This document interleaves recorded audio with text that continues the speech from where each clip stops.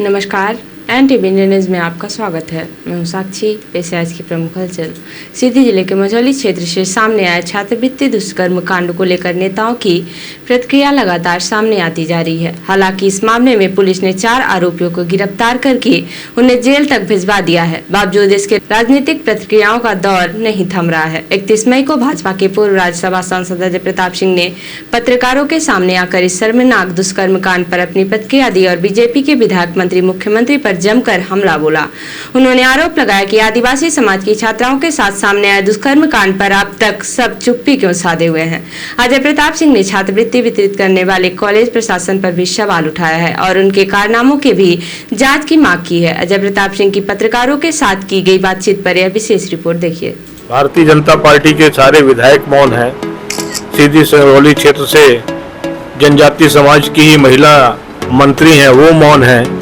सीधी के जो विधायक हैं वो भी महिला हैं, वो भी मौन हैं। और केवल सीधी के जनप्रतिनिधि ही नहीं, पूरे मध्य प्रदेश में भारतीय जनता पार्टी के जो भी मंत्रीगण हैं, मुख्यमंत्री हैं, सब के सब मौन हैं और इस विषय पर कोई प्रतिक्रिया ना तो दे रहे हैं और इन बच्चियों को न्याय दिलाने के लिए ना उनकी तरफ से कोई ठोस कार्रवाई का आश्वासन भी इन परिवारों को दिया गया है। भारतीय जनता पार्टी के विधायक और मंत्री पर यह गंभीर आरोप लगाने का काम भारतीय जनता पार्टी के राज्यसभा से पूर्व सांसद और गोंडवाना गणतंत्र पार्टी के सीधी लोकसभा क्षेत्र के उम्मीदवार अजय प्रताप सिंह ने लगाया है।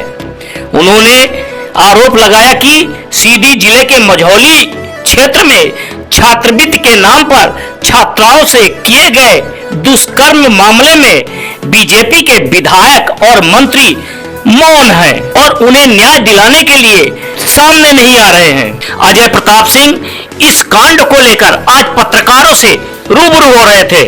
उन्होंने पत्रकारों से कहा कि इस मामले में छात्रवृत्ति वितरित करने वाला कॉलेज प्रशासन भी दोषी है, उसके कारनामों की भी जांच होनी चाहिए। बड़ी दुर्भाग्यपूर्ण घटना है, पूरे सीधी जिले को शर्मसार करने की घटना है।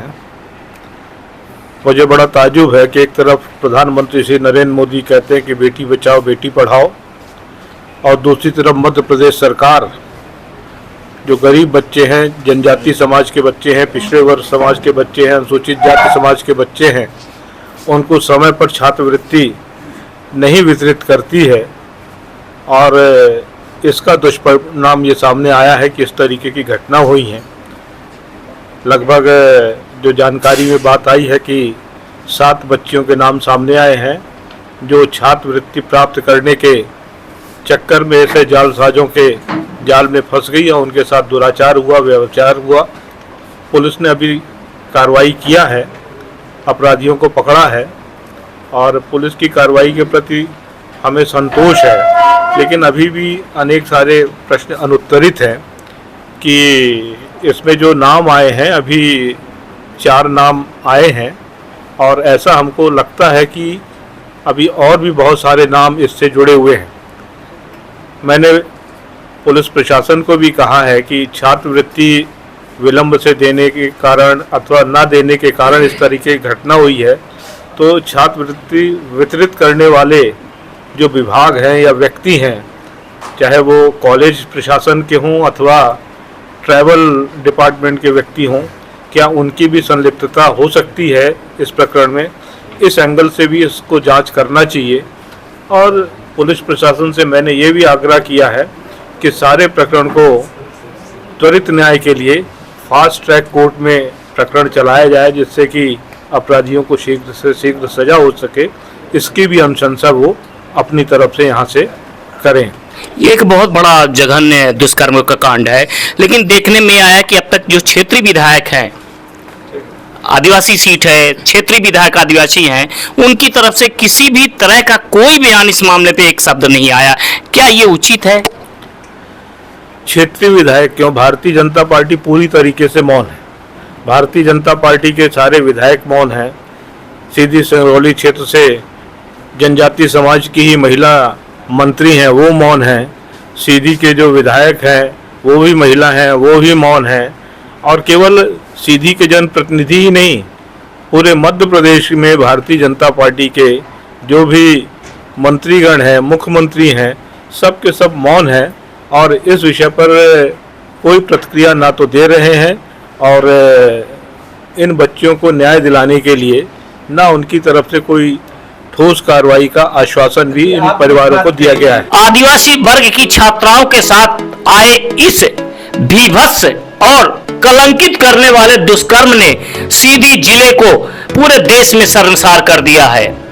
गोंडवाना गणतंत्र पार्टी के उम्मीदवार अजय प्रताप सिंह आज पुलिस प्रशासन से मिलकर पीड़ितों के लिए न्याय की गुहार लगाई है, लेकिन उन्होंने भी कई दिन के देरी के बाद यह कदम उठाया है। अजय प्रताप सिंह के इन गंभीर आरोपों का अब बीजेपी किस तरह से जवाब देती है? एनटीवी इंडिया न्यूज के लिए धर्मेंद्र की रिपोर्ट। मुख्यमंत्री डॉक्टर मोहन यादव की पहल पर प्रदेश में जल स्रोतों तथा नदी तालाबों, कुओं, बावड़ियों एवं अन्य जल स्रोतों के संरक्षण एवं उनके पुनर्जीवन के लिए 5 जून से 16 जून तक विशेष नमामि गंगे सदा नीरा अभियान चलाया जाएगा। यह विशेष अभियान स्थानीय जनप्रतिनिधियों, सामाजिक व शासकीय संस्थाओं एवं जन अभियान परिषद की सहभागिता से चलाया जाएगा। अभियान के तहत विश्व पर्यावरण दिवस 5 जून से प्रदेश भर में मौजूद जल स्रोतों के स्थायी संरक्षण के लिए विभिन्न गतिविधियां की जाएंगी। इस अभियान का समापन गंगा दशहरा को 16 जून को होगा। मुख्यमंत्री ने कहा कि इस अभियान में सभी को जोड़े तथा इसका व्यापक प्रचार प्रसार भी करें। सीधी एनआईसी केंद्र से कलेक्टर सरोची सोमवंशी, वन मंडलाधिकारी क्षितिज कुमार, मुख्य कार्यपालन अधिकारी जिला पंचायत राहुल धोटे, संयुक्त कलेक्टर नीलेश शर्मा, उपखंड अधिकारी गोपद बनास, प्रिया पाठक, कुश्मी, एसपी मिश्रा, सियावर प्रशांत त्रिपाठी, मझौली आरपी त्रिपाठी, चुरहर शैलेश द्विवेदी, कार्यपालन यंत्री ग्रामीण यांत्रिकी सेवा हिमांशु तिवारी सहित समस्त मुख्य कार्यपालन अधिकारी, जनपद पंचायत, मुख्य नगर पालिका अधिकारी एवं संबंधित विभागीय अधिकारी उपस्थित रहे।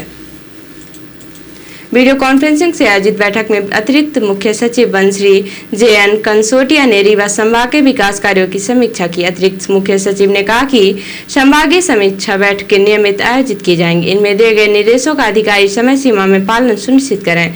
कमिश्नर और कलेक्टर विकास योजनाओं के क्रियान्वयन तथा जन कल्याणकारी योजनाओं की नियमित समीक्षा करें। कमिश्नर केंद्रीय विभागों के कार्यों की भी नियमित समीक्षा करें। रीवा में ललितपुर सिगरौली रेलवे लाइन का निर्माण कार्य किया जा रहा है, इसके कार्यों की भी नियमित निगरानी करें। कमिश्नर और कलेक्टर नियमित रूप से क्षेत्र का भ्रमण कर विकास योजनाओं के क्रियान्वयन की समीक्षा करें।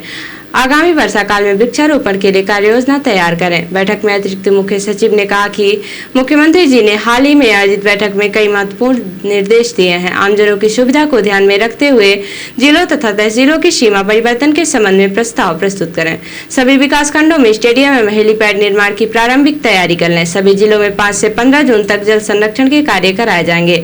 जिले के प्रमुख नदी नालों तथा सरोवरों की इस अवधि में साफ सफाई कराएं। उचित मूल्य दुकानों से खाद्यान्न वितरण, छात्रवृत्ति वितरण तथा पेंशन योजनाओं से राशि वितरित की भी नियमित समीक्षा करें। किसी भी तरह की तकनीकी कठिनाई आने पर वरिष्ठ कार्यालयों से संपर्क कर कठिनाइयों को दूर करें। Commissioner Lalitpur Singrauli railway line परियोजना तथा सिगरौली में थर्मल पावर प्लांट एवं कोल परियोजनाओं की भी समीक्षा करें। अतिरिक्त मुख्य सचिव ने कहा कि सीधी से सिगरौली 4 लाइन सड़क निर्माण का कार्य वर्तमान में बंद है, इसे तत्काल शुरू कराएं। बैठक में उचित मूल्य दुकानों से खाद्यान्न वितरण, कानून और व्यवस्था की स्थिति, भू अर्जन के प्रकरणों के निराकरण, छात्रवृत्ति वितरण की समीक्षा की गई। एनआईसी सीधी से कलेक्टर सरोची सोमवंशी, वन मंडलाधिकारी क्षितिज कुमार, मुख्य कार्यपालन अधिकारी जिला पंचायत राहुल धोटे, अपर कलेक्टर राजेश शाही से संबंधित विभागीय अधिकारी उपस्थित रहे।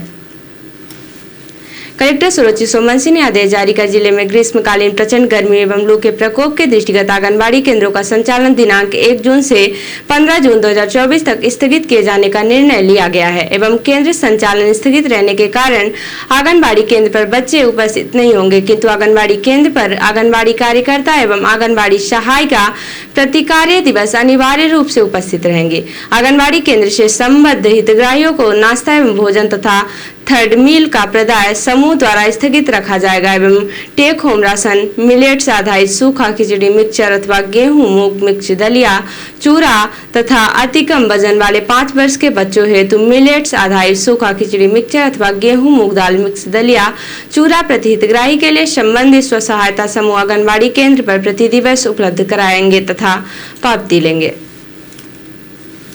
रिपोर्टर हिमायत तेला ने बताया कि जिला मजिस्ट्रेट वंदना ने नैनीताल शहर की यातायात व्यवस्था की समस्या को लेकर संभागीय परिवहन अधिकारी प्रवर्तन को आदेशित किया है कि संभागीय परिवहन अधिकारी स्वयं पर्यटन सीजन के दौरान प्रतिदिन नैनीताल शहर में उपस्थित रहकर प्रवर्तन का कार्य सुनिश्चित करेंगे। जिला मजिस्ट्रेट ने संभागीय परिवहन अधिकारी को आदेशित किया है कि नारायण नगर रूसी बाईपास पार्किंग एवं कैची धाम हेतु शटल सेवाओं के संचालन लिए पर्याप्त मानक पूर्ण करने वाले वाहन उपलब्ध हो तथा इन शटल सेवाओं की प्रतिदिन मॉनिटरिंग भी हो। उन्होंने कहा कि शटल सेवाओं की व्यवस्थाओं को लेकर पर्यटकों में किसी भी प्रकार की परेशानी उत्पन्न न हो। उन्होंने कहा कि पर्यटन सीजन के दौरान प्रतिदिन की कार्यवाही से अवगत कराना भी सुनिश्चित करें। उन्होंने कहा पर्यटन सीजन के दौरान लापरवाही बरतने पर तैनात अधिकारी की जिम्मेदारी निर्धारित की जाएगी। और अब से प्रादेशिक हलचल। कांग्रेस नेता दिग्गी राजा बोले नर्सिंग कॉलेज फर्जीवाड़े में शिवराज सारंग शामिल पीएम को लिखा पत्र। इंदौर, खरगोन और रतलाम में 5 कारोबारी के यहां आयकर छापा, 6 करोड़ कैश, 17 किलो सोने के जेवर मिले। मुख्यमंत्री डॉक्टर मोहन यादव ने डीजीपी समेत पीएसक्यू में पदस्थ अधिकारियों की बैठक लेकर कानून व्यवस्था की समीक्षा की। और अशोकनगर में रेपिस्ट के घर चला बुलडोजर, हथियार लहराते हुए लड़की को घर से उठाया। सीएम ने एसपी को छुट्टी पर भेजा, टीआई सस्पेंड। और अब पेश राष्ट्रीय हलचल। मोदी के ध्यान के खिलाफ तमिलनाडु कांग्रेस हाई कोर्ट पहुंची। विवेकानंद रॉक के ध्यान मंडपम से पीएम की तस्वीरें सामने आई। 7 राज्यों में हीटवेव से 79 की मौत। बिहार में सबसे ज्यादा 44 लोगों की जान गई। आज से गर्मी से राहत के आसार। 8 राज्यों की 57 सीटों पर वोटिंग आज। वाराणसी से पीएम मोदी भी मैदान में। और चीन ने सिक्किम से 150 किलोमीटर दूर तैनात किए फाइटर जेट। सैटेलाइट इमेज से हुआ खुलासा, 5500 किलोमीटर तक है इसकी रेंज। तो ये थी आज की प्रमुख हलचल। नमस्कार।